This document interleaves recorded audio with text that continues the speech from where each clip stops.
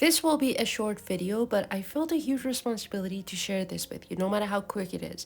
So here's what I did to rescue myself from the infamous phone addiction. It almost sounds cringe when I say it and when I hear about it, but it's a reality we have to deal with. No matter how repetitive, no matter how much we've heard of it, it is important. So it all started from a blessed Friday morning. I remember I woke up and the first instinct I had was to touch my phone. Then I thought, why exactly is it that I'm doing this, okay? And my mom was like, just, you wanted to check the thingy on the other application. Maybe someone texted you, maybe someone called you, maybe something happened. Maybe the world has blown up to smithereens while you were asleep. And before you know it, my hand was on its way to snatch the phone. But in its track, I stopped. I told myself the most cliche sentence: enough is enough. I got up and immediately turned off the phone without a moment of hesitation. I opened the door of my room, barged into the bathroom, washed my face, brushed my teeth, and then sat back down at my desk. I sat there for what felt like a few hours, but it was only 5 minutes. I felt weird, like I had a benign anxiety running through my veins without any cause. It was like my body wanted to touch the phone and mindlessly tap away at the screen, like a part of my body was cut off, and I felt like there was still some residual sensations of it left, like it was still in denial. So I gave my hand a tool to hold, a pen and a notebook. I took the pen and started doodling away, just mindless scribbles. Sometimes writing words that came to my mind, other times drawing random circles that ran wildly out of proportion. No matter what, I kept my hand moving. I mean, I didn't have any choice, did I? My hand wanted something to fidget with. If I can't tap away at my phone, then I'll have to replace it with something else. And while I was scribbling in that notebook, I started feeling a strange sense of abandonment, like I was missing out on a lot, or I had lost something, or everyone hates me, or I hate myself. All the plausible negative feelings was flooding my mind and body, and I felt like I needed to distract myself from it. And that was when I came to fully grasp the reason behind my addiction.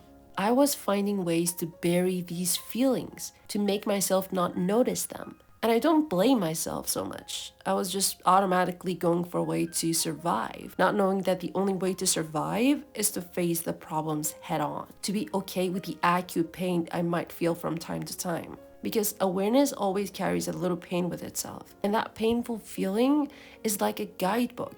You don't need to bury it or toss it aside. No, you must pull it towards you and meticulously examine it. Where is it coming from? Why do I feel afraid of this feeling? Is there anything I can do about it? Those were the questions that I kept asking myself while I was doodling at my desk on a Friday morning, completely unaware that I was on my way to curing my addiction. I spent the whole day like that.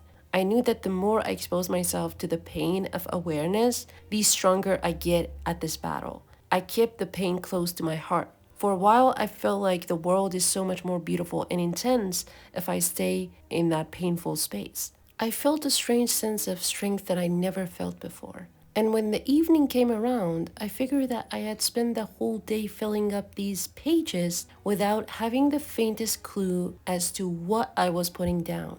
I was only observing the changes that was occurring in my mind, only the progress I was making internally. That one day compared to all the previous days felt like an entire year for me. And that is no exaggeration. That single day of facing the pain and staying in a focused state led to an internal growth that would have never occurred in a decade of distraction.